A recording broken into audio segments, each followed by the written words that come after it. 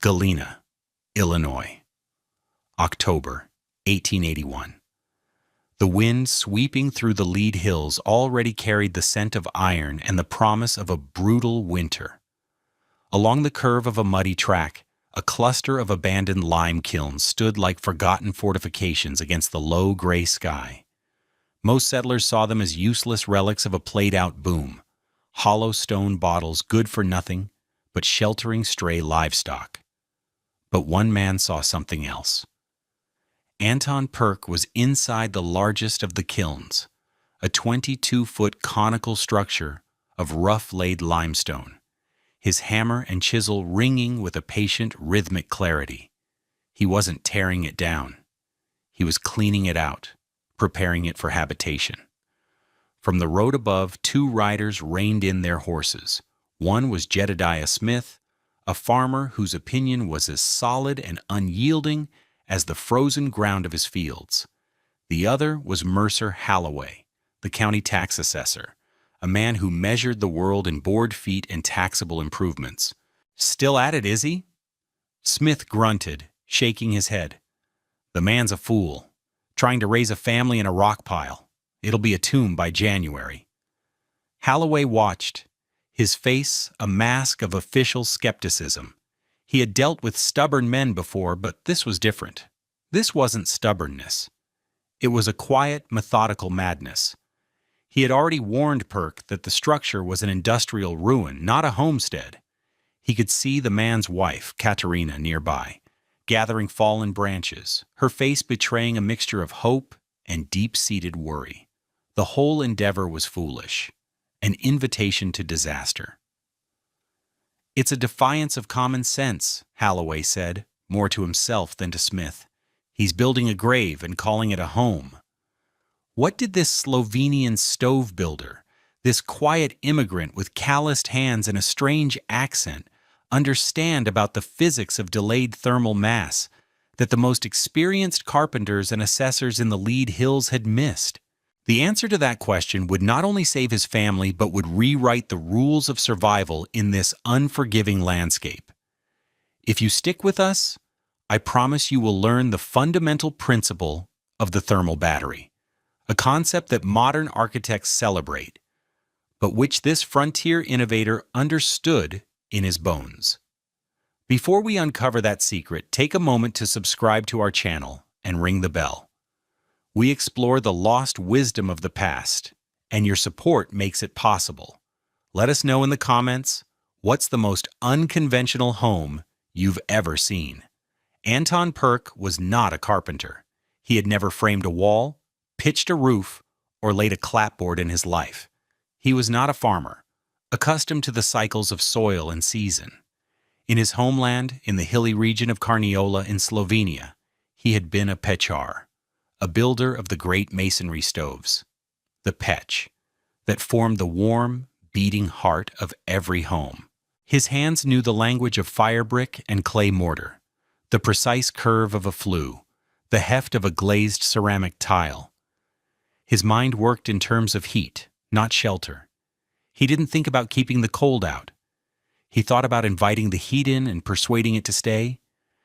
He had arrived in Illinois with his wife Katerina and their two small children, Luca and Anna, drawn by the promise of land and the letters from distant cousins who spoke of opportunity. They had spent their savings on a small plot of land and a hastily constructed board and batten shack, the standard frontier starter home. Their first winter, the winter of 1880, had been a lesson in failure. Anton was a man who understood heat, and he found himself in a house that seemed designed to defy it. The cold was not a visitor. It was a resident. It lived in the walls, in the floor, under the door. He remembered the simple, brutal facts of that winter. He remembered the lamp oil in the basin thickening to a sluggish gel by midnight, the flames sputtering and shrinking. He remembered the lid of the nail keg by the door, where they kept their meager supply of flour, being frost-welded shut, requiring a blow from a hammer to break it free. Most painfully, he remembered Katerina's despair. For 3 consecutive nights she had tried to make bread, the familiar comfort of their old life. Each morning, the dough was a cold, lifeless lump in the bowl. It refused to rise. The yeast, like their hopes, had surrendered to the cold. The house was a sieve, and the fire in their small cast-iron stove was a frantic, roaring waste. It burned through their woodpile at an astonishing rate, yet its heat was a fleeting thing, a temporary victory in a war they were constantly losing. The air an inch from the stove could be blistering, while 10 feet away a cup of water would form a skin of ice. That spring, his family having survived on luck and resilience alone, Anton walked his land. He saw the derelict lime kiln not as a ruin, but as a solution. He saw it not with the eyes of a carpenter, but with the eyes of a pachar. He saw a giant, ready-made masonry stove waiting for a master's touch. To understand Anton's genius, one must first understand the profound failure of the structures around him.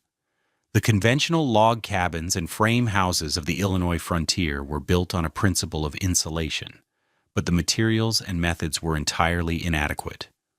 The problem wasn't the cold. The problem was physics.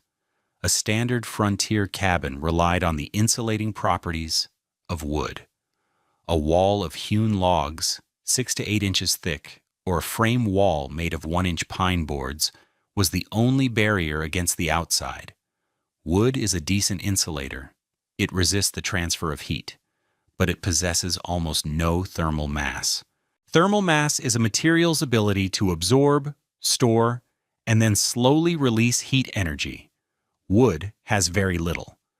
The moment the fire in the stove died down, the minimal heat stored in the wooden walls dissipated into the night. The temperature inside the cabin began to plummet, seeking to equalize with the crushing cold outside. This created a cycle of frantic effort.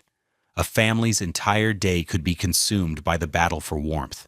The father and older sons would spend hours felling trees and chopping wood. The mother and children were tasked with constantly feeding the stove. The heat produced was immediate, but ephemeral. A roaring fire would heat the air in the room through convection, but the walls, floor, and ceiling remained cold.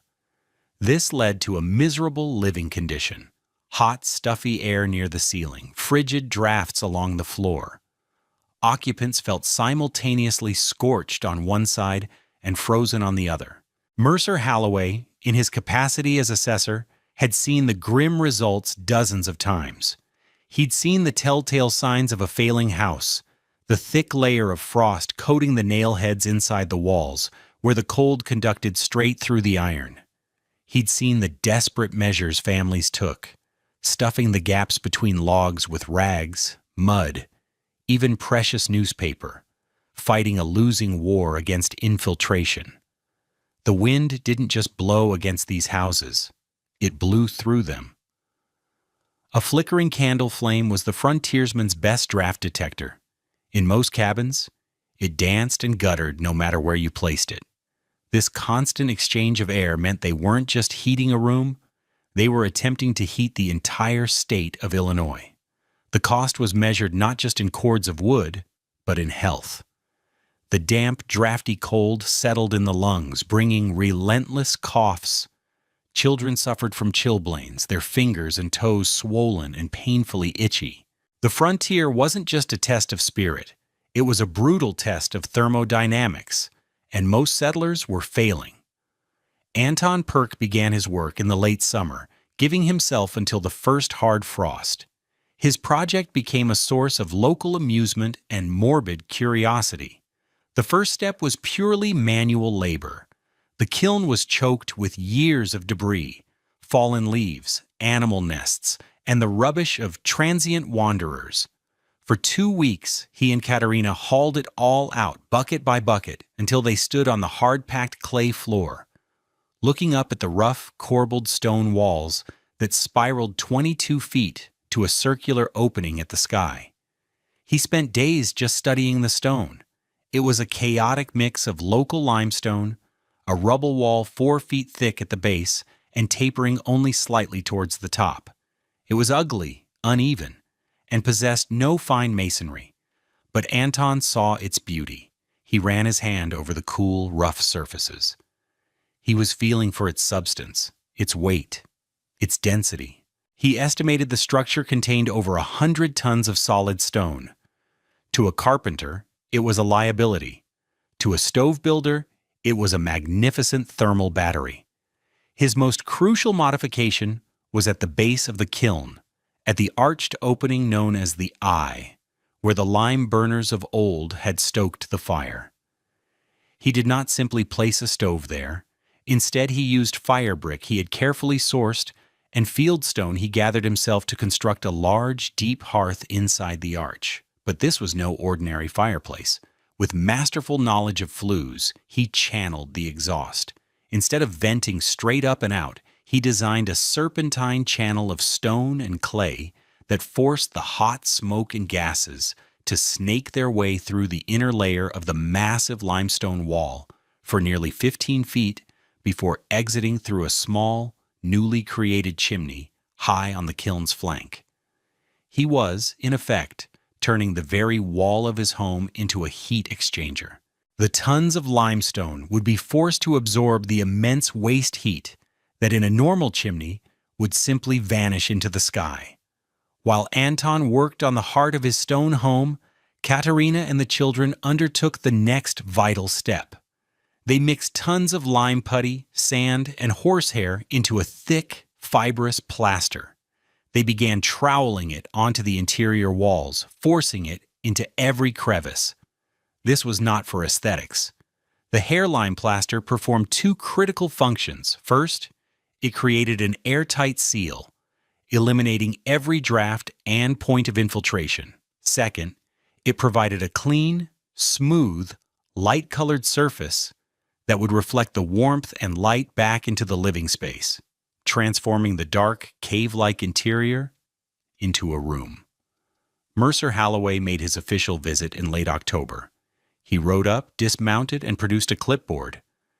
He saw the plaster-smeared family, the strange brickwork in the kiln's mouth, the sheer absurdity of it all. "Mr. Perk," he began, his voice devoid of warmth, "I have a duty to inform you. This structure is on the county rolls as an abandoned industrial kiln, a ruin. It is not zoned for habitation."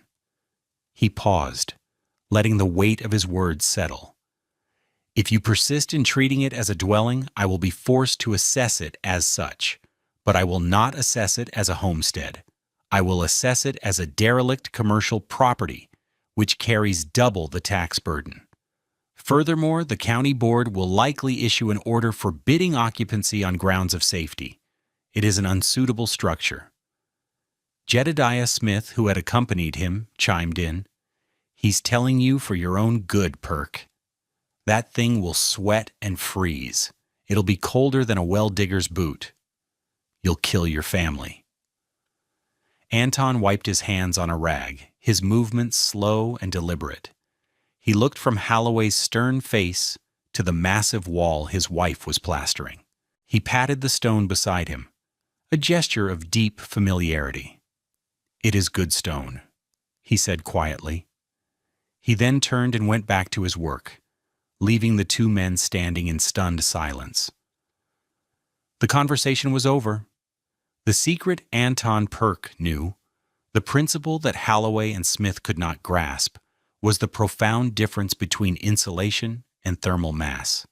It is a concept that governs how every object in the universe interacts with heat. Yet on the frontier, it was a matter of life and death. Let's break down the science. Heat energy, measured in British thermal units or BTUs, moves in three ways: conduction through direct contact, convection through the movement of air or fluid, and radiation through electromagnetic waves. A frontier cabin failed on all three fronts. Its thin walls conducted heat out rapidly. Its drafty construction allowed cold air to constantly infiltrate, creating convective loops that chilled the interior. And its cold interior surfaces did little to radiate warmth back to the occupants. Anton's kiln house worked on a completely different principle: delayed thermal release. Think of it like this: a thin wooden plank, a cabin wall, laid in the sun, gets hot to the touch almost instantly.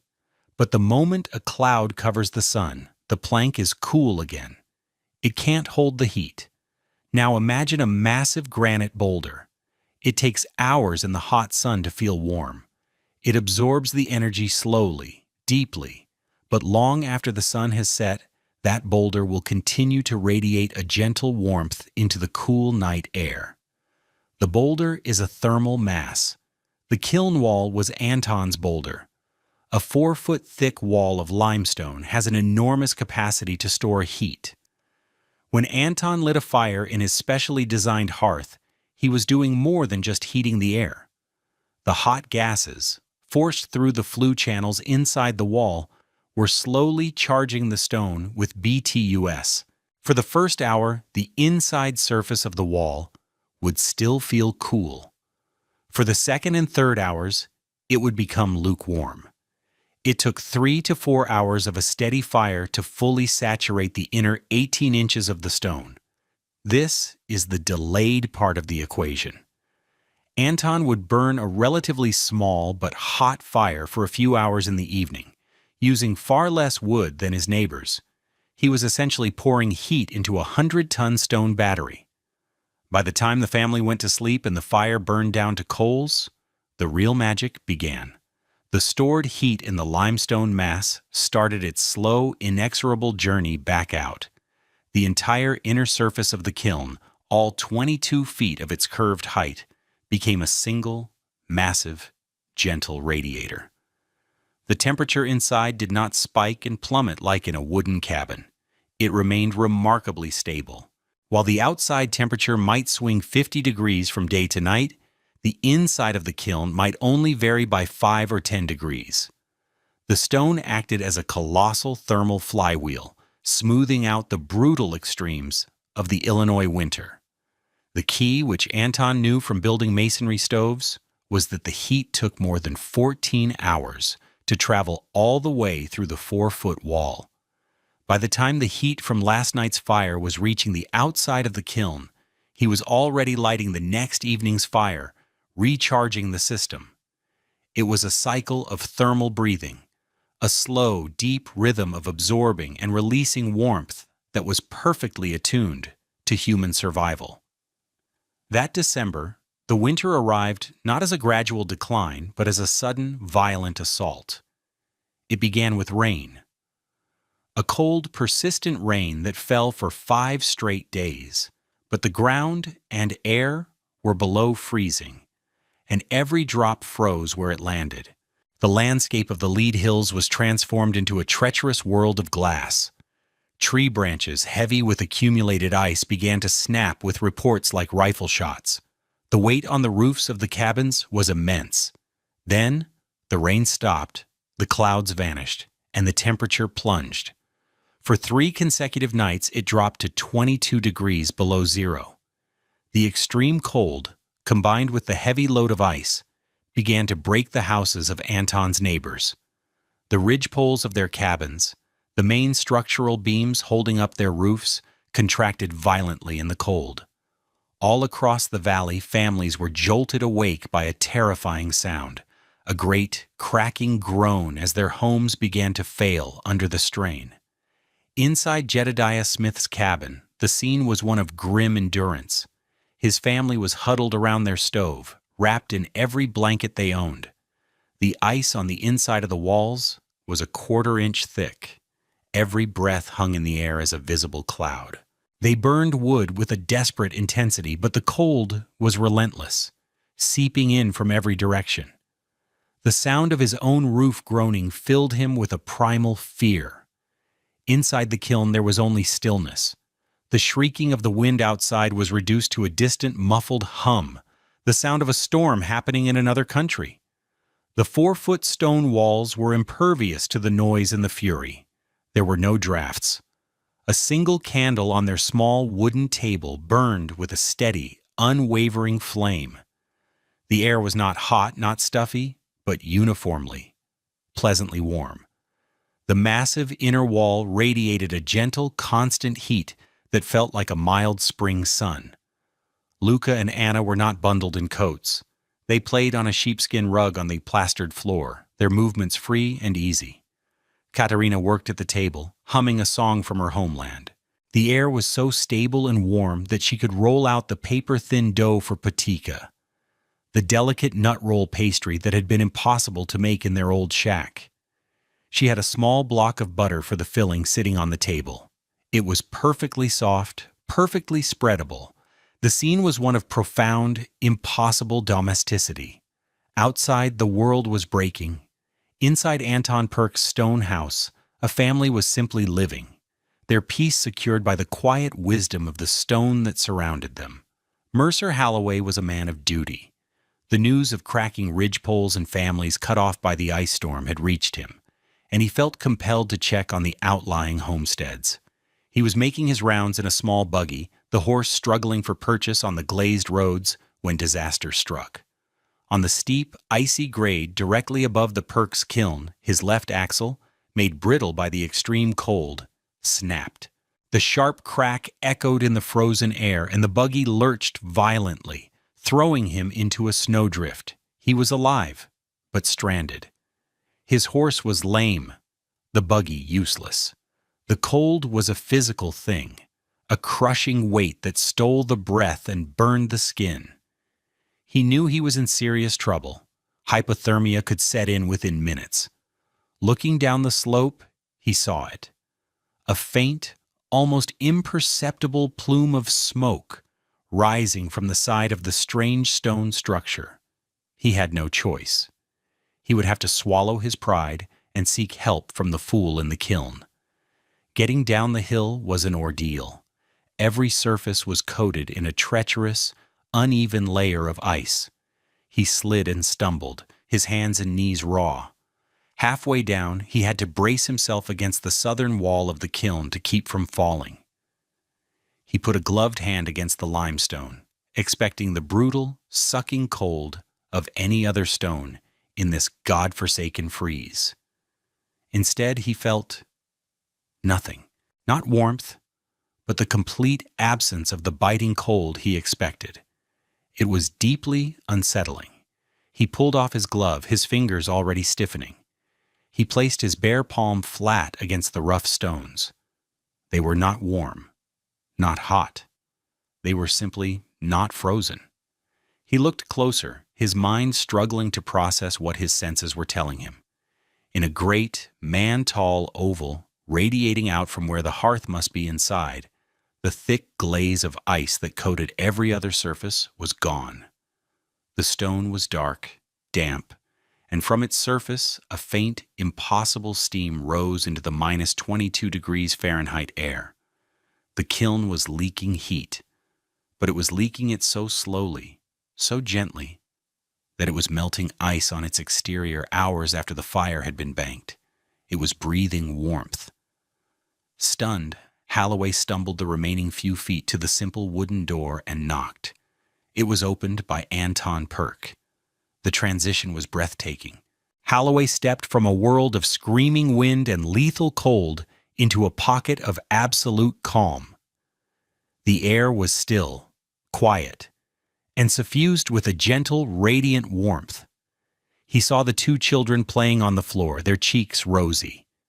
He saw Katerina turn from a small stove, her expression calm. There was no frantic activity, no huddling, no sense of siege. Katerina offered him a hot cup of tea, which he accepted with trembling hands. As he sat at their table, trying to bring life back to his frozen limbs, his gaze fell upon the deep windowsill, a recess cut nearly 4 feet into the stone. On it sat a small, wooden butter mold carved with an intricate flower, and next to it, the block of butter it had pressed. He stared at it. He was a practical man, an assessor who noticed details. He knew what butter looked like in his own well-built frame house this week, a cracked, warped, rock-hard thing that split and splintered when his wife tried to cut it. This butter was different. This butter had sharp edges. The delicate, embossed pattern of the flower on its surface was as crisp and perfect as the day it was pressed. It was neither rock-hard nor meltingly soft. It was simply butter. He gestured towards it, his voice raspy. "The butter," he said. "How is it not frozen solid?" Katerina smiled a little. "It is always good here," she said simply. "It is never frozen, never too soft. The walls decide." In that moment, Mercer Halloway understood. It wasn't about the heat. It was about the stability. The stone was a moderator, a great slow pendulum that smoothed out the violent swings of the world outside. It created a bubble of constancy. He looked at Anton, who was watching him with quiet, knowing eyes. All of Halloway's certitude, his belief in board feet and proper framing, his confidence in the established way of doing things, collapsed into dust. He saw not a fool, but a genius of a different order. "My God, Perk," Halloway whispered, the words catching in his throat. "You didn't build a house. You built a summer's day and trapped it in stone." The story of Mercer Halloway's rescue and the impossible butter spread through the hills, but not in the way one might expect. Halloway was a quiet man, and he simply tore up the industrial assessment notice for the Perk property, listing it instead as a standard homestead with a note about its unusually effective masonry. The true dissemination of the idea followed the paths of culture and craft. That spring, a cousin of Anton's, a stonemason working at the booming limestone quarries in Joliet, came to visit. He spent a night in the kiln, felt the steady warmth, and listened as Anton explained the principles not in the language of physics, but in the language of a Pechar. The stonemason took the story back to the tight-knit Slovenian community in Joliet. At a Saints' Day gathering over food and music, he told the tale of Anton Perk's stone stove house. To the carpenters and farmers who had mocked Anton, the idea was alien. But to these men who spent their days cutting, shaping, and understanding stone, it made perfect, intuitive sense. They understood its mass, its patience, its ability to hold the memory of heat. The idea was not a strange innovation, but a logical extension of their own craft. By the following autumn, 2 other Slovenian families near the town of Lemont, having found their own abandoned kilns, began the process of converting them, not as an act of desperation, but as an act of profound, inherited wisdom. What Anton Perk accomplished in the hills of Galena was more than a clever trick. With the knowledge of an ancient trade, he had built a home that was decades ahead of its time. He had intuitively grasped the principles of high-mass construction and passive thermal regulation that modern sustainable architects now champion. Concepts like the thermal battery, airtight building envelopes, and decoupling a home's interior climate from the exterior weather are now cornerstones of green design. Anton had no scientific vocabulary for these ideas, but he had something more fundamental, a deep, hands-on understanding of his materials. The other settlers in the Lead Hills saw winter as an enemy. They built thin wooden fortresses and waged a desperate, fuel-intensive war against an adversary that always, eventually, won. Their homes were symbols of a battle, places of frantic action against the encroaching cold. Anton Perk did not fight the winter. He did not build a fortress. As a Pichar, his life's work was not about fighting heat, but about understanding it, guiding it, and persuading it to linger. He approached the abandoned kiln not with an axe, but with an open ear.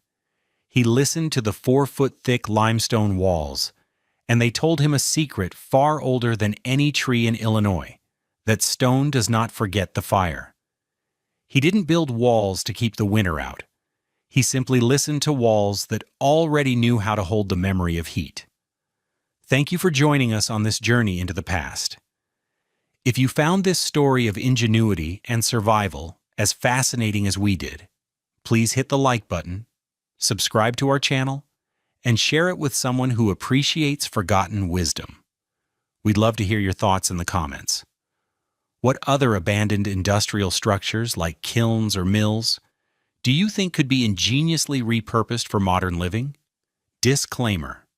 This video presents a historically inspired reconstruction for educational and storytelling purposes. The characters, names, and specific events depicted are fictional, but the techniques and scientific principles are based on real historical practices.